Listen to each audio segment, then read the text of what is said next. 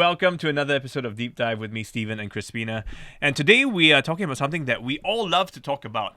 That's our CPF, the Central Provident Fund. Shout out, we have another podcast called the Money Talks Podcast.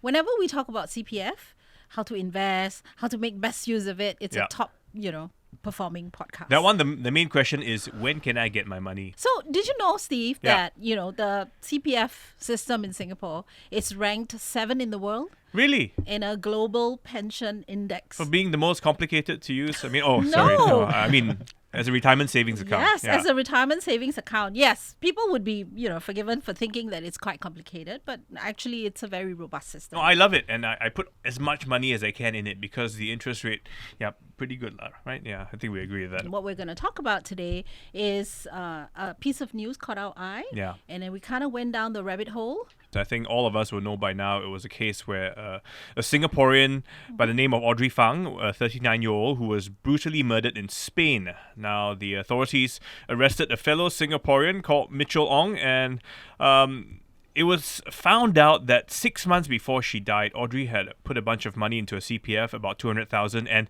actually nominated this chap Mitchell as her sole beneficiary. That's right. So this prompted us, to ask a few questions about the nomination process. Okay, first of all, I'll say that I did not know that there were so many, interesting rules around it. Okay. Because Have you done your nomination? No. No wonder. Okay. Weirong, you tell her. Don't scold me, okay? But I will get to it. It will go to my family, of course. But so when we found out, there were quite a few interesting things about the nomination process. I didn't realize it was fairly autonomous. Like I could leave it to anybody I chose, not necessarily my kids.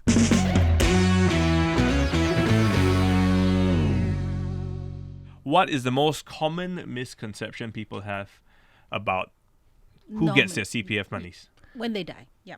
I think the most misconception is they think that they don't make a nomination, it will automatically go to your family members. That's true, but the thing is, it goes through the intestacy laws. The money will be transferred to the public trustee and given to your family members. That's true, but you have to consider that if you don't make a nomination, you have to go through the intestate process administered by public trustee, and the public trustee charges a fee, deducts a fee from your CPF savings. Okay. And it's not a flat fee, like $50 or $100. It's a percentage.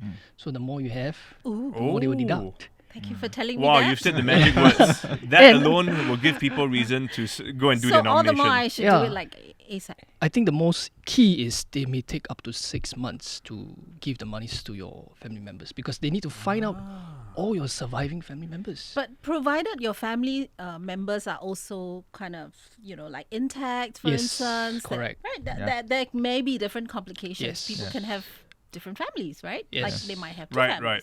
So it does take a lot longer. So essentially what you're saying is eventually your family members will get the money, but the process will be much longer and there will be a cost involved. Correct. So I encourage everyone to just make a nomination, just name the persons that you want to give your monies to, and then that's it. Okay. Because nomination is free to do. Yep. If you just go online and do it. So here are some things we found interesting about the nomination process. First of all, Steve, did you know you can nominate up to 15 people? Yeah, I didn't know that. If you go online, you can only nominate up to 15 persons. If I go online, only up to 15. 15%. If I physically show up at the office, what? You 50? can, if you physically show up at our service center, you can nominate any number of persons. Yeah. 100? Yeah, up to you. But of course, we discourage that. You I have don't so think much you money have to nominate. Do you even know $100 $1 each. I don't know, most people would just nominate their family, right? I mean, you have 2 kids, wife, etc. Why the broad number? Different people have different circumstances. Okay. So I think we respect that they have different situations that they may want to give to their families or extended families or even non-family members. Okay, so I found out that you can actually nominate literally anyone.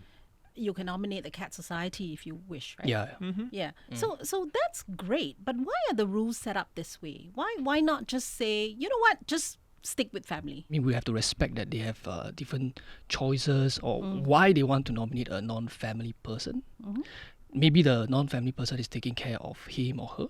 Yeah. So they want to acknowledge the efforts to take care of them. Yes, so, like a yeah. domestic helper, right? Correct. Who's So been we with leave it for to a them. long Yeah. time. So we leave it to them to decide who they want to nominate. So essentially, you can nominate anyone you Yep. choose to nominate. Yes. And that will also hold up legally, right? Yeah, that's right. Absolutely. I mean, if for people who are doing up a will, they can essentially nominate anyone as a beneficiary, not necessarily family members. It can be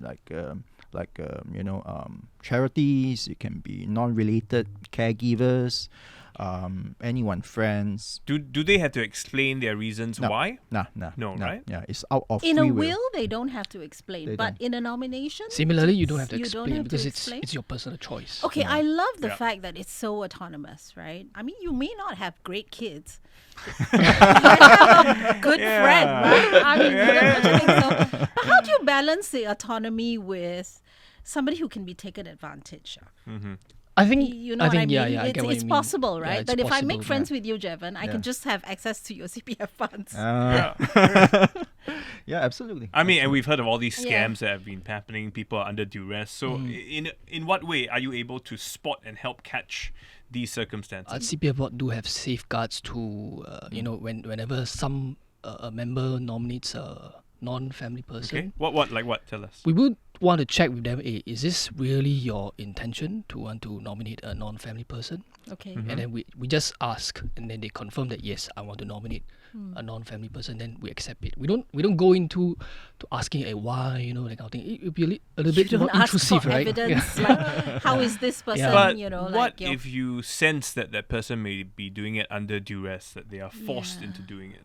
It's difficult to also prove duress. You know, Yes. I mean, if you ask him a question and he answers you Yeah. in a very normal manner, Yes. right? You can't tell whether he's under course, duress or yeah. not. So that part is a little bit difficult to Sure. understand. So, but nonetheless, if they make a nomination, if they find that they made the nomination in duress, under duress or undue influence, they can always make another new nomination to replace that nomination. Is there a requirement that it be explained to them very clearly what they're doing, and especially legally as well? Can I challenge it and say later on that my mum didn't know what she was doing? She was there. The people at CPF didn't really explain that the nomination would be involving this and that. I mean, can I then come back later on to fight it on that stand? Absolutely, and that's where the witnesses come in terms, especially for will, because the witnesses are there to ensure that the will maker is of sound mind, is understanding of what he or she is doing, understand the contents of the will. In the case of a dispute, subsequently, the witnesses can be called to the stand. Right. Yeah. Is that the Also- same for the nomination? Yes, exactly the same. We will check with the witnesses to understand how the nomination was made. Right. If we found that there's something wrong with the nomination, the CPF Board may take steps to void the nomination. I'm assuming that majority of people do their family as their nomination. yeah. So nothing wrong there, right? No need to check. Yeah. When do you check? Like what would be a red flag that you say, okay, maybe this one I need to check? Is it do you have like a protocol that kicks into place? There are protocols and safeguards to identify members who are seen as vulnerable. Okay. Yeah, we do have our checks in place to find out who are the more vulnerable. When you say persons. vulnerable, Yeah. could they be Who are elderly? these? Like Vulnerable somebody who's persons older? could be, for example, elderly or members who are medically ill, mentally incapacitated. Right. Like somebody who's going through dementia? maybe? Yeah, possible. And then suddenly a nomination Yeah, pops yeah. up Yeah. and there's some random guy. Yeah. So who's on that if list. the CPF Board knows, for example, I mean, if the CPF Board knows of someone who is already mentally incapacitated, the CPF Board will disallow these members from making a nomination. And they have to Oh. contact us, and then we will advise or find out Right. how to help them to make a nomination. But it sounds like I see. otherwise someone like Audrey, who seemed like a young lady working fully, able Yes. to make her own Yeah. decisions. If she were to come in and just say, "I want to do this," there Nothing would to be no- stop yeah, anyone. Exactly. Yeah. No red flags there, right? There isn't any red flag. Yeah. To be fair, that is true. Yeah. That is true. I mean, Yeah. okay, I want to talk about the witnesses a little bit. When we were doing some reading, I feel like the witnesses were, almost as if it was kind of their role is perfunctory. They have to be there, but essentially just to see if I'm doing the right thing. For example, if I'm nominating him, so Steve, you're my witness. Okay, you know I'm nominating him, and that's it. Yeah. Right. Actually, the But am I supposed to go, Crispy, how well do you know this chap? exactly. Do you really know There's who no he is? Yeah, right? It can be some like random person I got, to come be my witness. Give me your IC, and then I'll put that. Is that my wrong impression? The role of a witness, I think a lot of people misunderstand that. Your role as a witness, you've got to understand, you've got to find out who you nominated, and you've got to screen, you've got to check them, you've got to ask them whether are they aware that you're nominating this person, is it the right thing to do? But that's not the role of a witness. The role of a witness is just to make sure that this person is the person himself making the nomination, and what he is doing, he's making a nomination and not any other things. Also, Not any other transaction. So it's kind of like a legal requirement. Yeah, to It put is a legal simply. requirement, but for us, generally, if a senior citizen comes in to make a will, I mean, we speak a little bit more. We have a little bit more of a chatting session, and we find out a little bit more about the will maker, and then we try to see whether he or she is behaving in a logical manner. And say if he or she is not really behaving in a logical manner, then we may ask for a memo from a doctor to certify that this person is mentally capable. I think that is the key requirement here. Right. But That's for wills. Yeah, not in this case Where with the I show nomination. up to your office, right? That's Yeah. kind of different. Yeah. Since 2020, if I'm not wrong, you guys have gone online. Yeah. That's such a great thing. I mean, that's wonderful, right? Yeah. No, convenience for sure. Except that it also opens up to a whole new level of, deception. And we, In a way, like Yep. I could take my mom Sing Pa, she has no clue because she's not very digitally savvy. yeah, yeah. And then I could just get two pals to be the witnesses and then just sign her. Not that she has any money, but technically I could do that, right? So Yep.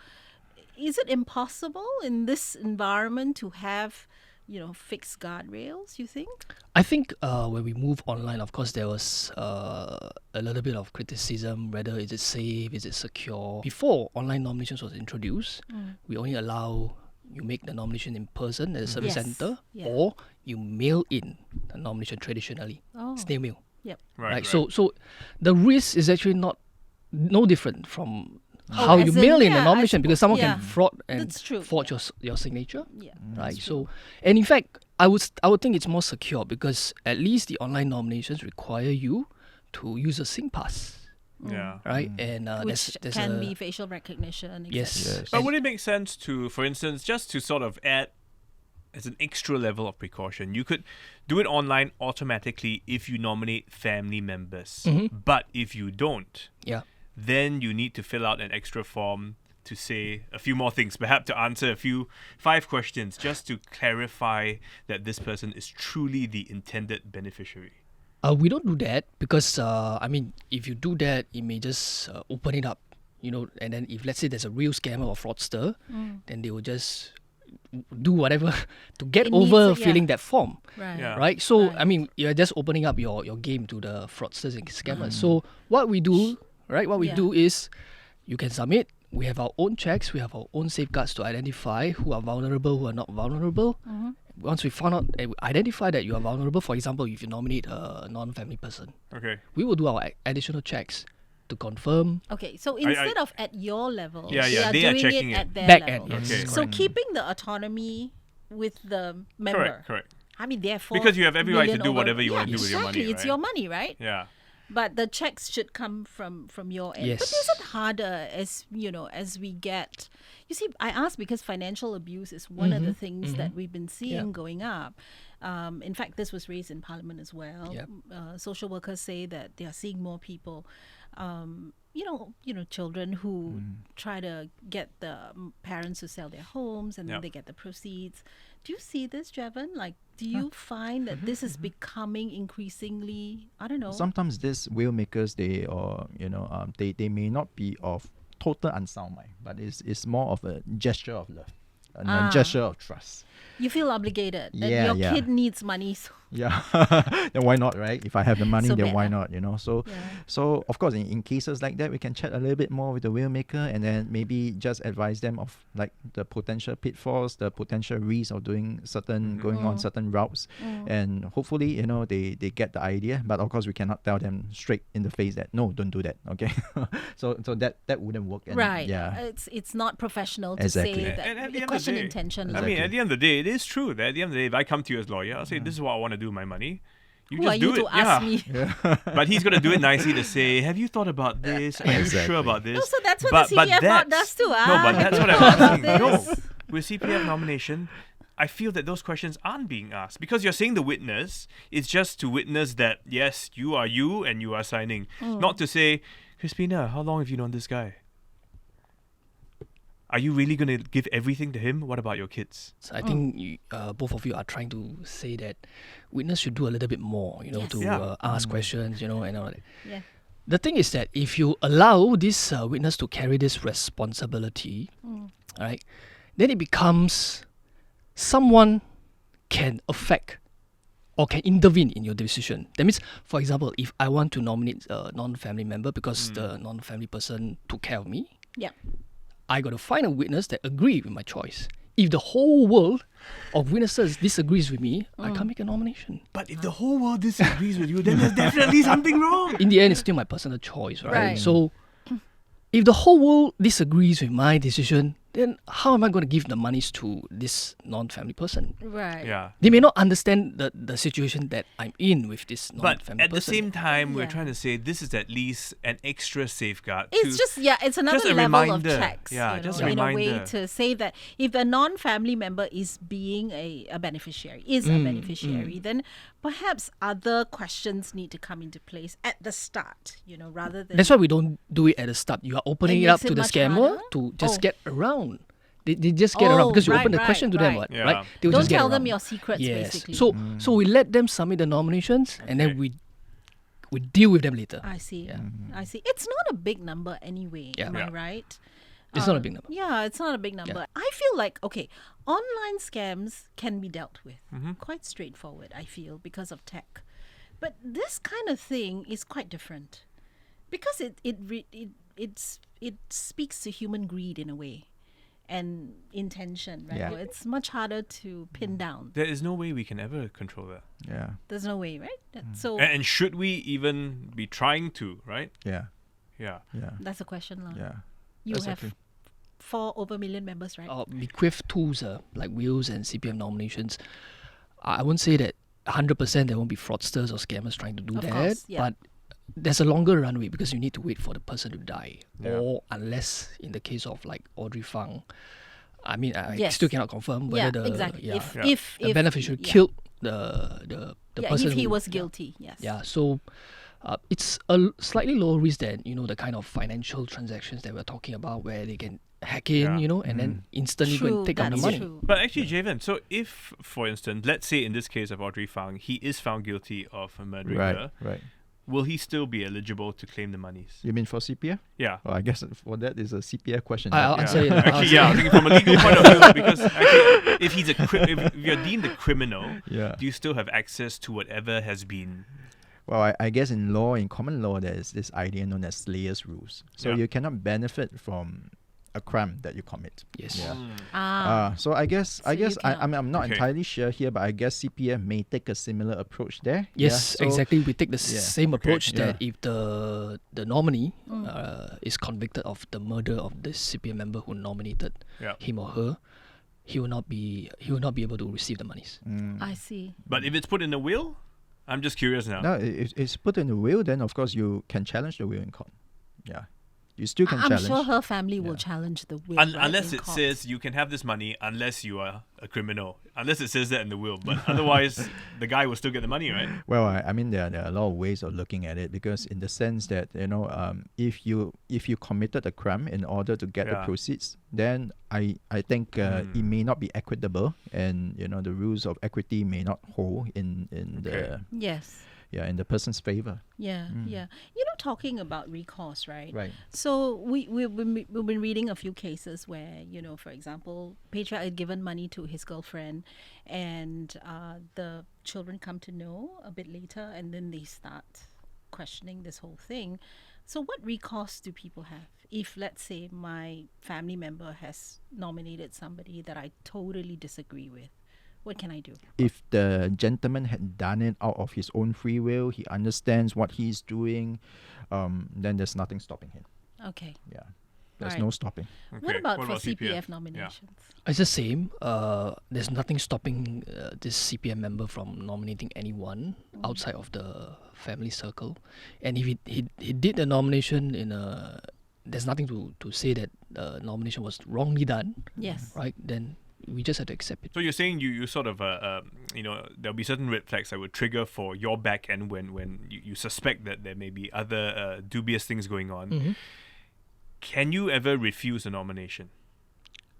You mean we refuse? Yeah. Can you refuse if I come to you and I say I want to do this, but you've done your checks, and then can you come back to me and say I'm sorry, but we cannot proceed with this person? Yes, we can refuse to accept a nomination. For example, let's say someone nominates a non-family member, Yeah. and then we contact this person, this CPF member, and then the CPF member doesn't even know. Oh, I don't know, or I don't I'm remember. confused. I do not know what I'm doing. They are giving this Oh, kind wow, of inconsistent really? remarks or statements. Yep. Then we will tell him that I think it's better that we cancel your nomination, Okay. and then you think about it, and then if you want, you can resubmit again.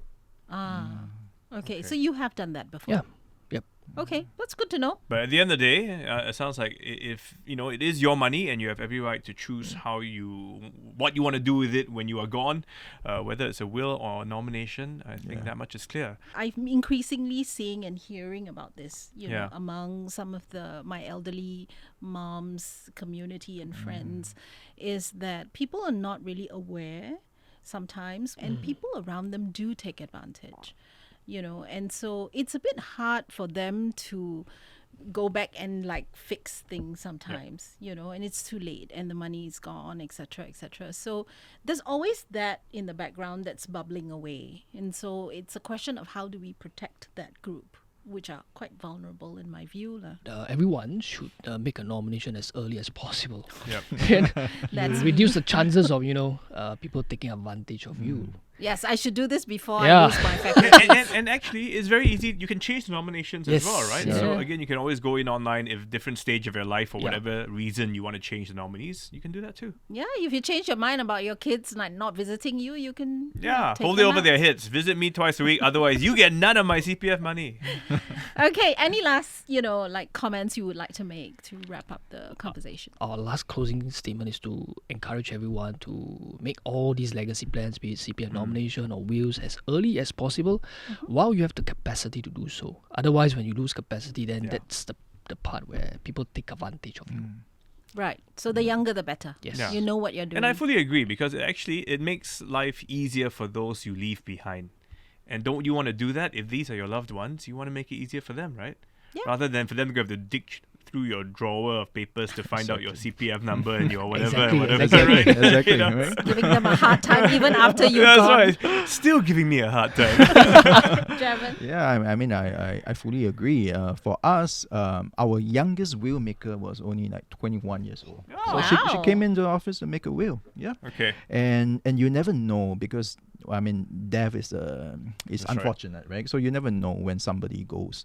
So it's always best to make all this planning as soon as possible. We do probate cases as well, and we do letters of administration cases as well. So for all these estate cases, we have come across deceased who are as young as in their early 20s because of an accident or whatnot. So always do planning way ahead. Okay, I have one last question. Yeah. So if I suspect somebody is being taken advantage of, right? Somebody is being taken advantage. What do I do? What should I do? It's not my problem. It's not my business. But I feel But you know the like, person who's being taken advantage yes, of, like right? for example, the nomination process is not proper, Yeah. and somebody's taking advantage of. Can we the call person. you guys at CPF and Yes. say, hey, Yeah, we this one, call be him. careful. Of course, you can report the case to CPF Board, and then we Okay. will take steps to investigate. Whistle blow. Yeah. Yeah, it's open. Definitely, you can do it. Okay. But you Good should to know. talk to your friend. That's the most important. I think because, right? Nowadays, Yeah. if a random if it's person... my friend lah. If it's my friend. Yeah, It's because not the my worst is for me to get a call saying, "Oh, we're calling you from CPF." Out of the blue, right? I'll be like, scam call for sure, man. friend. Okay, thank you so much, gentlemen, for coming by. If you are listening in, is please go and get your nomination done if you haven't already done it, and get a will. I mean, it's not difficult to do. And don't take advantage of people, basically. All right, guys, thanks so much for coming in, and all you listening in, thanks so much as well. We love hearing from you. So any thoughts, comments, do drop us a note. You can catch this on YouTube as well, but of course, everywhere else you get your usual good podcasts. Thanks to the team: Junaini Johari, Tiffany Ang, Joanne Chan, and Saya Win. Hanida Amin is our video editor, and To Yen Yun is our intern. Finally, sound mixing is by Ken Delbridge. Otherwise, it's Crispy and Steven saying Goodbye. bye for now.